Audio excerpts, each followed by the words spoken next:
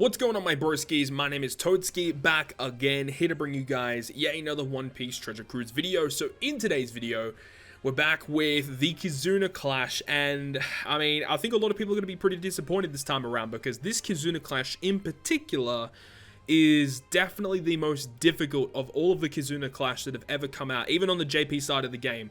I remember when this first came out on JP, many people were upset with this because it was just obscenely difficult, because Sabo and Koala are one of the best characters for this KIZUNA Clash. Definitely Neko and Inu are really good for one of these fights as well. You guys will be seeing the teams that I have for you guys in this video today. There is a specific zombie-based team that can clear the int variation of the Zoro and Sanji. I'm not really too sure if there is a zombie variation at this current point in time that can clear the Psi or the Dex variation, but specifically the Psi variation. The Psi one is very easy. You don't really need one for the Psi one, in my personal opinion, but for the int one specifically, I think that it will be a great benefit if you use the zombie-based team. It will make your runs much easier. But anyways, as I said, we're going to be getting into this, and before we get into it, I want to talk about, of course, the exchange, right? Because with the exchange, this time around, they actually did nerf it for us, and I am very upset about this, and I think many people would be as well. But on box 7 specifically, you can see that all of the tablets are here, but you can only get 3 of them in box 7, whereas previously, last month's KIZUNA, you could get 5 of each of these tablets. So they nerfed the amount of tablets that we can get, on top of the fact that the Almighty Manual that you can get here is no longer an absolute Almighty Manual, it's only a silver book, and on top of the fact that it's more difficult this time around. Just everything about this KIZUNA is just more frustrating, which I'm not really excited about. But you know, we have to go ahead and get into it, because you got to go ahead and pick up these crystals. Of course, never continue on with these boxes unless if you've picked up this little crystal here on each of these boxes. Also, there is a new support character that you can pick up this time around, which is this Perospero. So Perospero is pretty interesting as a support unit. He supports all cerebral units, and when you max him out, once per quest, when the support character uses their special, locks your cerebral character slots for 1 turn. Pretty useful ability that could honestly see play, and would actually be pretty good for a team like Neko and Inu, because with those teams, you know, you want to try and burst on 1 turn and then burst on another turn, or carry a buff into the next room, and if you have matching orbs, you could use this to carry those into the next room. So this is honestly a pretty decent support ability, and will honestly see play. So definitely make sure to max him out during this KIZUNA mode, and make sure to pick up all the limit break materials for Zoro and Sanji. But without further ado, let's go ahead and jump into this month's KIZUNA battle.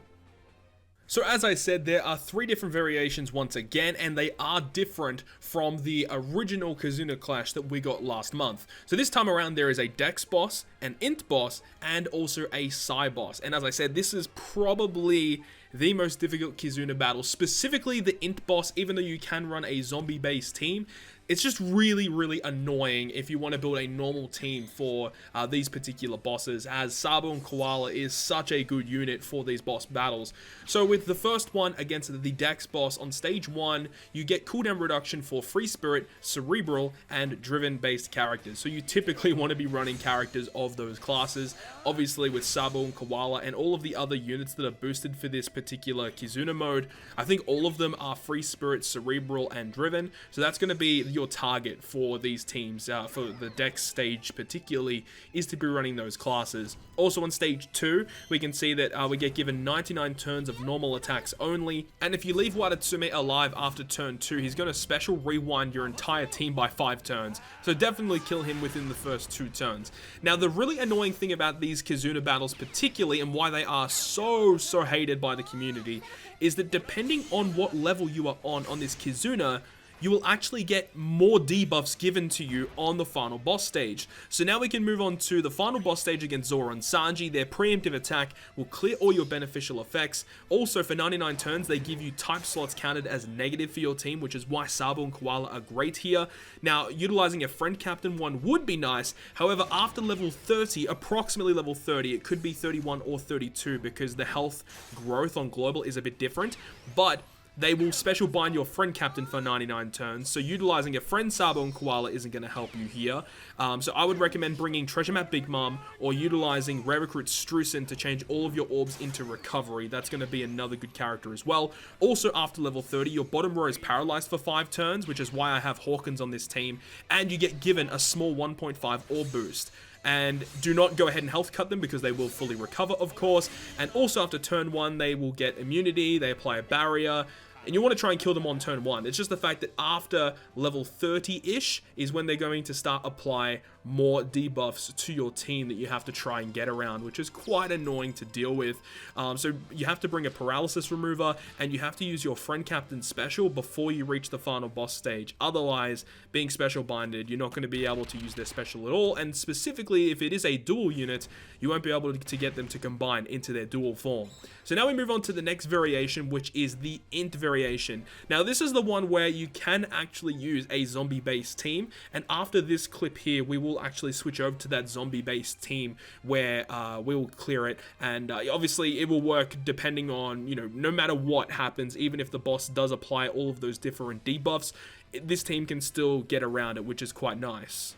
So with the int variation on turn 1, quick, psi, and int characters will get their cooldowns reduced by 18 turns, so make sure to run a team with predominantly those characters, of course, to get the most out of this particular fight. In this team example, big shout out to Nightmare JP for posting this team on his YouTube channel when this came out on JP.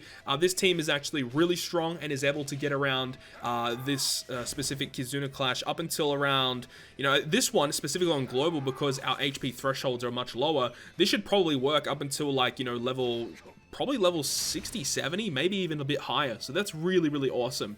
So anyways, on stage 2, you're gonna have to deal with this character here, which will apply a counter, and that will activate below 50%. And that's very, very important when you're using your zombie team, not to get them below 50% on this stage. Otherwise, you will die. And of course, if you leave them alive after turn 2, you get 5 turns of special rewind applied to your team. So now we can start talking about the final boss stage here, and this is why this particular stage is hated by so many people, right? So the preemptive attack of the final boss stage against Zoro Sanji has defense immunity, defense down immunity I should say. It has poison and strong poison immunity, so you can still apply toxic, which is pretty cool. But also, they will go ahead and apply a small 1.25 times attack boost to your team, so you can't apply your own. Your captains are binded for 8 turns, all of your orbs are changed into bomb, and you remove all beneficial effects on your team, so you can't carry stuff into this room. And after that threshold of level 30-ish, your left column gets 1 turn of special rewind, and they apply 2 turns of rainbow shield % damage reduction. And have a look at how many interrupts they have. They have an interrupt for an attack boost, they have an interrupt for an orb boost, 1 for healing, and 1 for HP cut or end of turn damage special. That is, it's just ridiculous. They basically don't want you to do anything on this stage.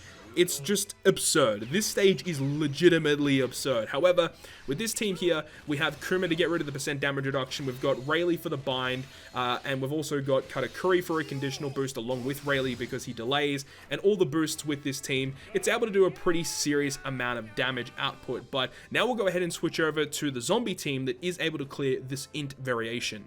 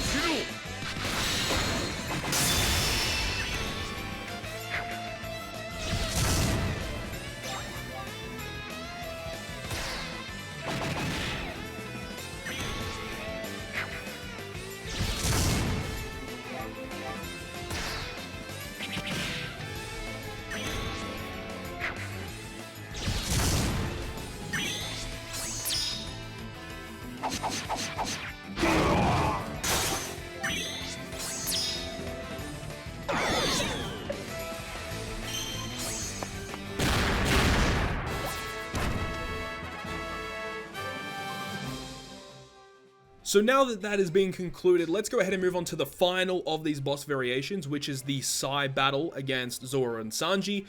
With this specific battle, you would probably want to be bringing Strength, Dex, and Int characters. Those are the particular characters that get cooldown reduction on stage 1. So make sure to go ahead and build a team around that, specifically the Int, of course, because it's a Sai battle, of course. The thing about this particular stage is that Shanks and Ben Beckman and V2 Ray Doflamingo are insanely good for this particular stage. Now, with this variation, if you don't have Sabo and Koala and Luffy and Law, you can definitely replace them. If you don't have Sabo and Koala, you could probably just run Shanks and Ben Beckman as your captain. And then for Luffy and Law, I would suggest to bring an Int Orb booster or someone that boosts your orbs by a large amount for your entire team. And then, you know, obviously if you don't have Sabo and Koala and Ben Beckman and Shanks are your captain, just replace the other unit in your team, probably with a character that can give you more beneficial orbs, especially if you don't have Shirahoshi. As you can see, we are trying to stall out, trying to keep those orbs that Shirahoshi has, because when we use V2 Ray Dofi special, our orbs are locked, because we will be using it on stage 2 to carry all of our buffs into the final room. So that's the way that this team is specifically working, but this team is the easiest to replace with. This stage, honestly, isn't really that difficult, especially if you have Shirahoshi to keep those rainbow orbs, and you have Shanks and Ben Beckman and V2 Ray Dofi. So with this particular stage on stage 2, he just enrages, and like the other characters, after 2 turns, 5 turns of special rewind will be applied to your team. Also, just a side note, if you are using this specific team, make sure to switch to Law when you have your Luffy Law special active. Otherwise, Luffy special will actually KO this boss room, and you won't be able to use the Doflamingo special to carry the buffs into the next room. But for Zoro and Sanji on this specific variation, they will have a preemptive attack of full immunity, so you can't like poison them, delay them, etc.